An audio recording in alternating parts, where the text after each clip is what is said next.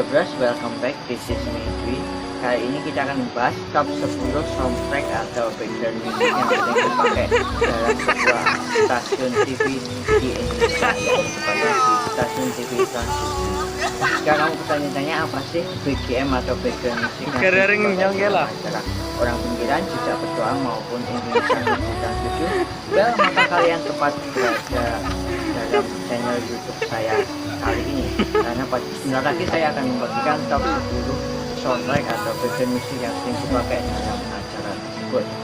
Oke, sebenarnya soundtrack yang digunakan dalam acara tersebut berasal dari sebuah game yang mana menurut saya game tersebut sangat bagus. Game tersebut adalah Chrono Cross. Game tersebut namanya adalah Chrono Cross yang dirilis untuk konsol PlayStation 1. Dan untuk soundtracknya sendiri dibuat oleh komposer Yasunori juga, yang mana komposer tersebut juga menciptakan banyak sekali soundtrack yang menurut saya juga sangat bagus selain di game Chrono Cross. Langsung saja kita akan melihat top 10 video atau background musik yang sering dipakai oleh stasiun Trans 7. Here it is.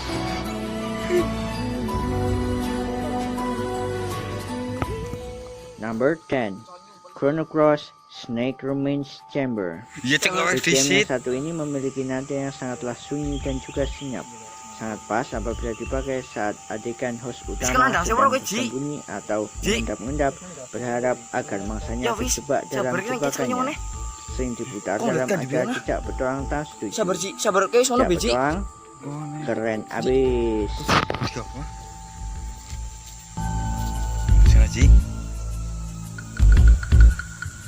Tadi mas banget Ji. Hah? Sekarang.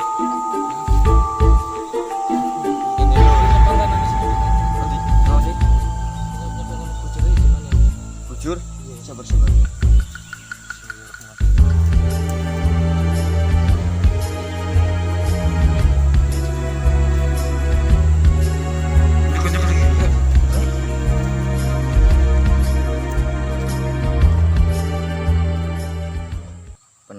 Come up number 9, Chrono Cross Bismillah. Zero-Base. Bismillah, semoga Game yang selamat. satu ini sering diputar saat adegan konyol maupun adegan lucu sang host utama yang sedang menjahili rekan kerja satu timnya. Sering diputar juga dalam acara Jejak Petualangan Trans 7. Sos.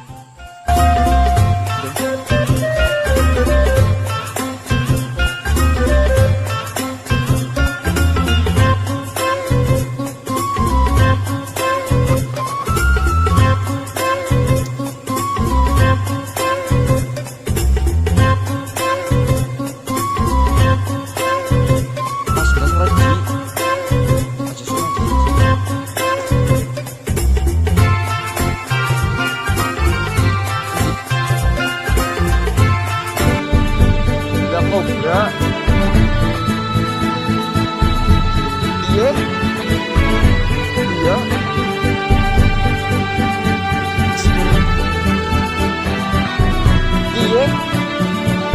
Boleh necak kalau apa sering nang ini sih. Wong ora pada ngerti. Apa? Number 6, Chrono Cross Time Score. Berbeda dengan BGM sebelumnya, soundtrack yang satu ini agak bertemakan dengan kesedihan. Nadanya yang begitu melankolis sangatlah pas apabila ditempatkan pada sebuah adegan di mana menyampaikan sebuah kesusahan atau sebuah kesedihan dalam kehidupan seseorang.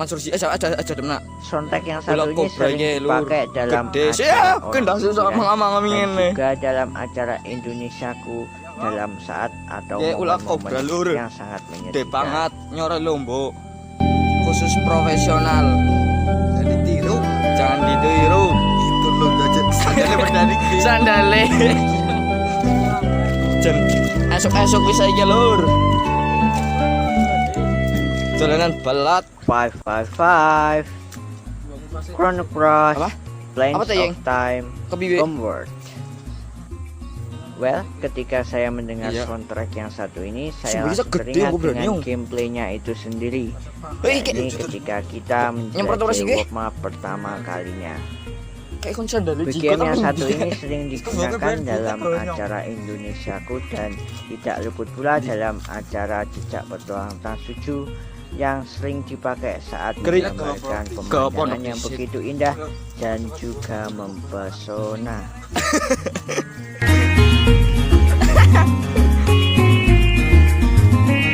Apa nih? Masuk.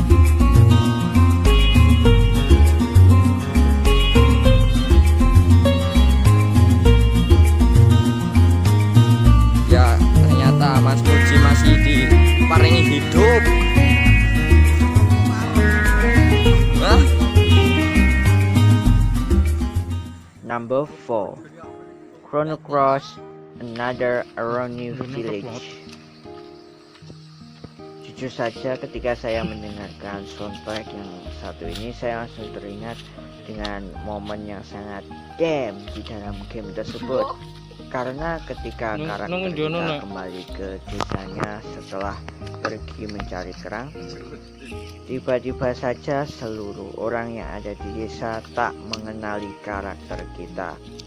Malahan orang-orang desa menganggap karakter kita itu telah meninggal. I don't know, tapi tema yang dipakai dalam soundtrack yang satu ini benar-benar menggambarkan akan kesedihan dari karakter tersebut. Dan soundtrack yang satu ini sering dipakai dalam acara Orang Pinggiran dan juga Indonesiaku Trans 7.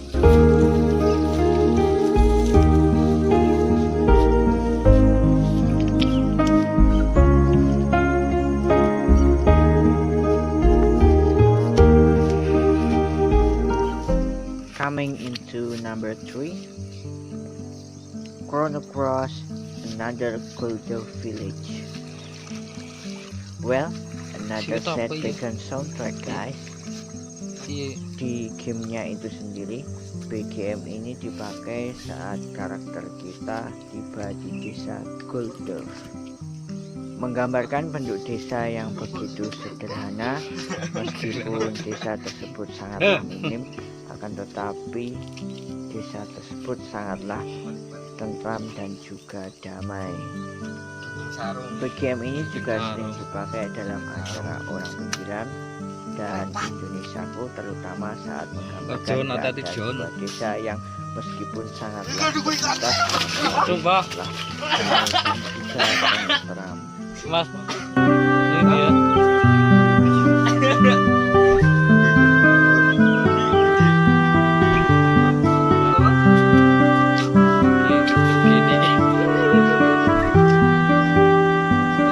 Fedora di dengar paling. Bismillahirrahmanirrahim. Dia Number 2, Chrono Cross, Dimension Bridge. Soundtrack yang sebenarnya ngena banget menurut saya. soalnya jelek kan ini baik jadi Gameplaynya pun aman nggih. diputar saat momen dimana kamu kehilangan semuanya, mulai dari kepercayaan, tempat tinggal, sahabat, bahkan diri kamu sendiri. Well, salah satu soundtrack yang benar-benar menggambarkan akan kesedihan dari tokoh karakter kita. Well done Yasunori Matsuda, you really did a great job. Aja apa-apaan sih? Itu perlu sih. Kok belum sih? Gila. Orang main urip. Jadi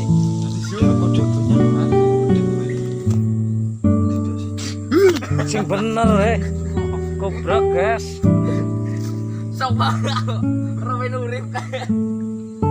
Bila kobrak. On the top of the list, Bahasa ini? Kau yang harus gede banget. Chrono Cross Reminiscence. Well, there is not much I can say about this soundtrack. Tak hanya yang bisa saya bicarakan dengan soundtrack yang satu ini, tapi coba deh Anu kamu nes coba gawe baca Apa bagaimana panjang karo gawe ulane? Aku percaya jika kamu dapat tahu akan tema dari soundtrack Oh, yang iya, satu iya. ini. Come on guys, we have the same heart. Kali Ciliwung. Oh Just iya. listen.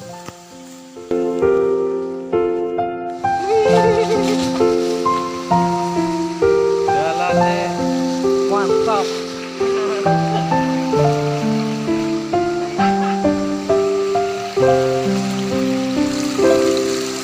Sarung menurut dia lah.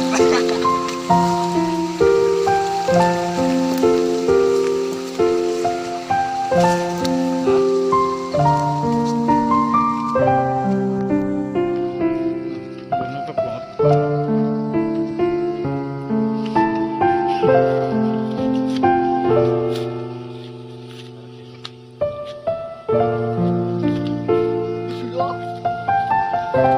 Nunggu dia nuna. Bagaimana guys, pastinya kalian sudah atau sering mendengar dari soundtrack tersebut kan? Memang menurut saya Yasunori Mitsuda sangatlah bagus sekali apabila menciptakan sebuah soundtrack yang mana soundtrack tersebut sangatlah cocok sekali dengan suasana bahagia maupun suasana sedih dari kehidupan seseorang. Jadi Yasunori Mitsuda sangatlah bagus sekali apabila menciptakan berbagai macam soundtrack dengan berbagai macam kondisi orang tersebut. Oke, ya itu saja guys top 10 video kali ini. Jika kalian menyukai atau ingin terus mengikuti saya di channel YouTube saya, jangan lupa untuk like atau subscribe di channel YouTube saya.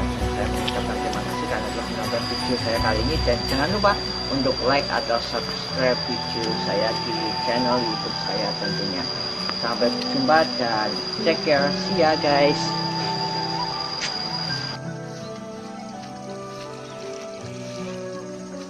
Siwit apa ya? Iya.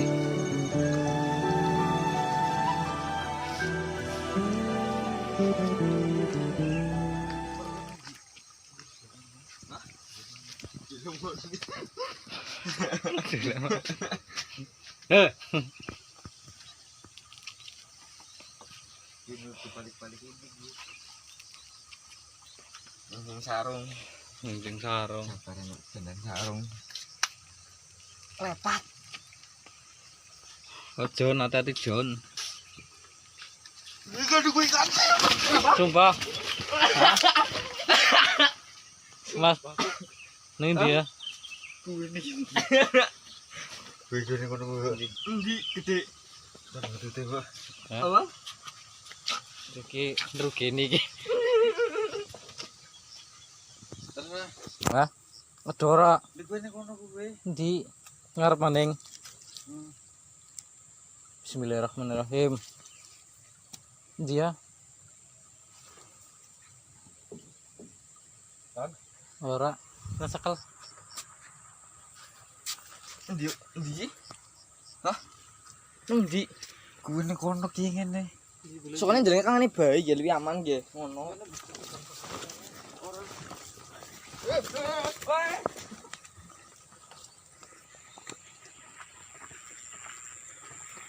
Dolanan belek esok-esok.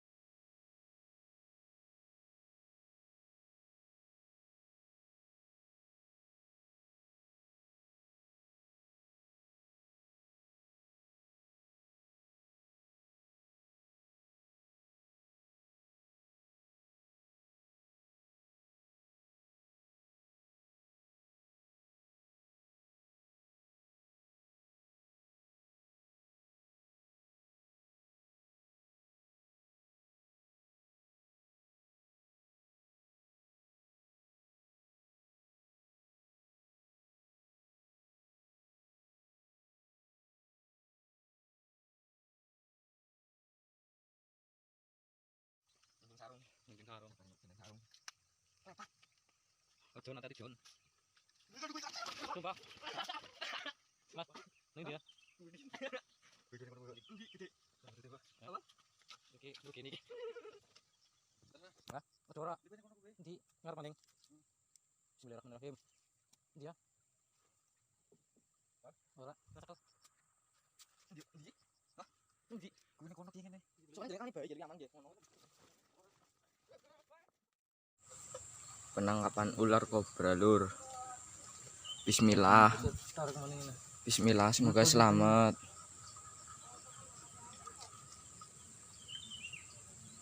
Yang ini posisi ini gitu. Lintas sih, Bu. Ini ora apa sih? Kudune kedok sing ngene iki. Tenan aku iki. Dia Mas. Jeng.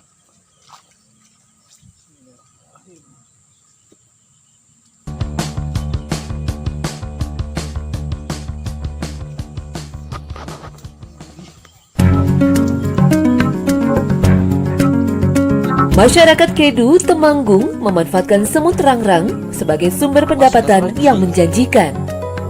Perburuan rangrang dimulai dengan membalurkan tubuh dengan tepung sagu. Cara ini sangat efektif untuk menghindari serangan koloni rangrang yang bisa terdiri dari ribuan semut. Berarti harus pakai juga. Iya. Bener. Benar. Iya. Kalau kena Saya fobia sama semut rangrang sebenarnya, tapi kita Boleh lihat necak kalau anu Oh, Bapak iya. kalau misalnya sering pakai nang tepung ini seperti sih. ini enggak Wong ora pada ngerti. Apa? nempel, enggak digigit. Silakan Pak, saya tunggu di bawah. Sarang biasanya berada di ketinggian untuk menghindari pemangsa lainnya. Pohon yang sering menjadi sarang rangrang adalah jenis pohon sono keling dan pohon mahoni. Iya. Dulu perburuan rangrang dilakukan saat musim kemarau ketika sarangnya berukuran besar dengan jumlah kroto yang banyak. Kini akibat tingginya permintaan, rangrang diburu hampir sepanjang musim. Kroto atau anak rangrang akan dijual ke penggemar burung, sementara induknya akan dijual ke tempat budidaya. Iya. Nah, jadi memang seperti ini caranya. Jadi begitu sudah ambil lodongnya, dibongkar, nah langsung dipisahkan. Yang diambil dibawa pulang ke krotonya aja. Nah, pokoknya jadi sekarang kroto ini sendiri memang banyak yang cari. Nah, seperti ini pencarian di alamnya langsung.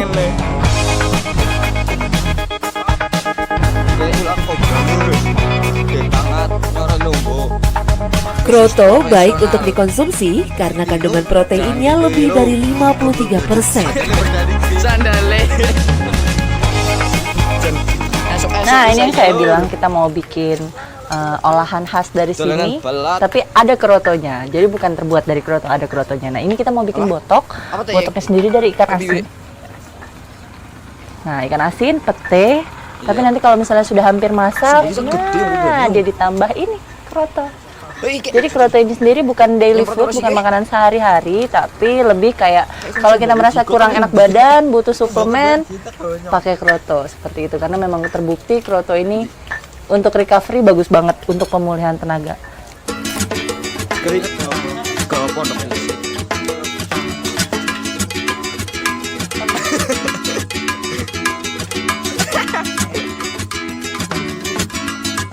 Apa nek? Overall setelah dimakan dengan nasi, setelah tercampur semuanya, krotonya tidak terasa. Tapi pasti manfaatnya nanti akan kita rasa, tapi nanti habis makan. Nah, yang pasti kalau misalnya ditanya apa sih rasanya botok kuah pedas ini? Pedas, pol.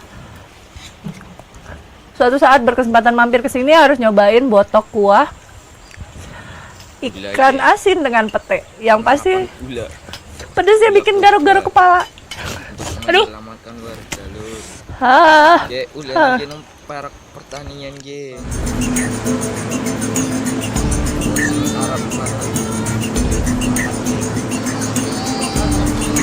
Turbo agirostoma atau siput mata lembu hidup menempel di karang seperti di pesisir pantai selatan Jawa. Terumbu karang yang banyak ditumbuhi rumput laut jenis Sargassum sp menjadi tempat favorit hewan nokturnal ini. Nama mata lembu berasal dari organ keras pelindung bagian lunak yang mirip mata sapi. Organ ini akan masuk ke dalam cangkang kerasnya saat ia merasa terancam. Ini sudah siap banget Ci. Nah, nih masih memanfaatkan pasang surut di pesisir pantai selatan Jawa Barat. Lalen. Ini banyak banget potensinya ya. Kalau misalnya mau dibahas satu-satu, nggak habis-habis. Jreng jreng. Ini banyak banget loh. Jadi gastropoda nocturnal ini kalau siang-siang bobo, makanya carinya gampang. Dia biasanya ada di sela-sela karang yang tertutupi oleh sargassum. Itu tinggal di raba-raba dapat. Tapi memang ya nih hati-hati juga dengan air, jadi bisa tiba-tiba aja pasangnya kenapa kita ya kan? Iya. Susah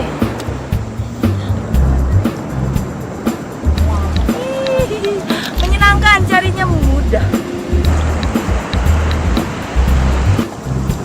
Sebenarnya sore hari adalah waktu yang sulit untuk mencari hewan gastropoda ini. Mata harus awas mencari siput yang berdiam di antara karang. Namun karena siput mata lembu menjadi sumber protein yang paling banyak dikonsumsi oleh masyarakat pesisir Santolo, pencarian sore hari pun tetap kami lakoni.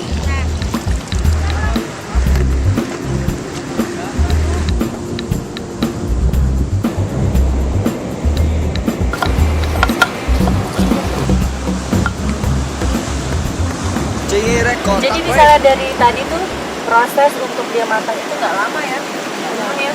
Jadi dia cuma dimasak dengan kulit filenya, kacang-kacang itu sama 12 menit, jadi selesai. Nanti tinggal dicongkel. Ya. Nah yang kita mau masak ini namanya mata lembu saus kuning, bumbu kuning. Proses perebusan dilakukan untuk mempermudah mengeluarkan daging siput mata lembu dari cangkangnya.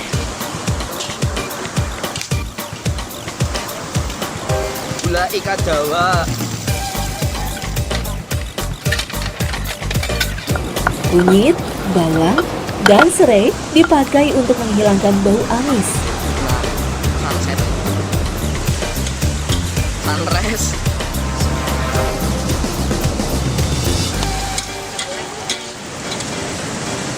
Semalam ini orang belum over loh. Santan ditambahkan untuk sensasi rasa gurih.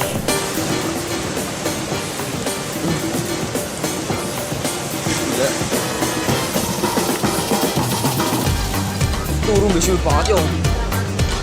Kayaknya lagi turun loh. Apa nih? Oh iya. Sudah matang. Lah kecil seperti bisa. Anu yung. Sudah boleh dicicip. Sini Bu Nita. Iya. Ayo kita cobain sama-sama.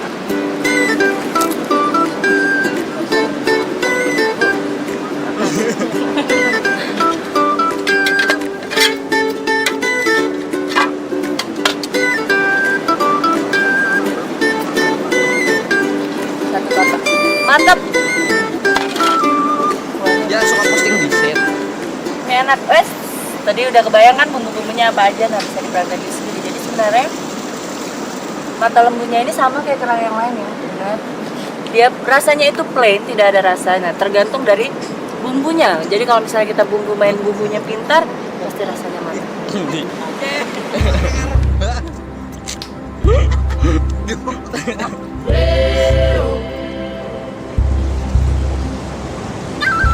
Kandungan protein, asam lemak esensial, dan vitamin mata lembu tergolong tinggi.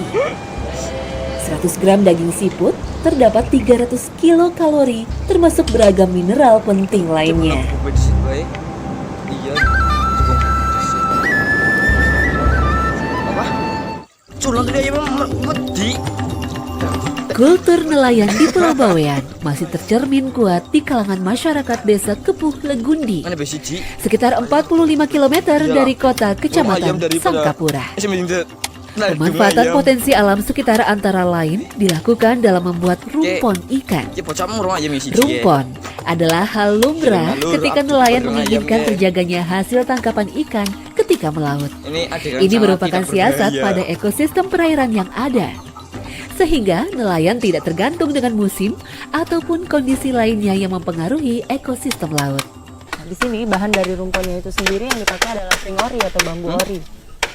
Sebenarnya banyak sih yang bisa dijadikan media untuk rumpon, tapi kalau di sini pakainya ini.